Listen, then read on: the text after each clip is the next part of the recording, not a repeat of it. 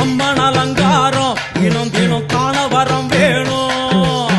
அம்மன் அலங்காரம் தினம் தினம் காண வரம் வேணும். அம்மன் அலங்காரம் கண்டுவிட்டா நம்ம குறை தீரும். அம்மன் அலங்காரம் கண்டுவிட்டா நம்ம குறை தீரும்.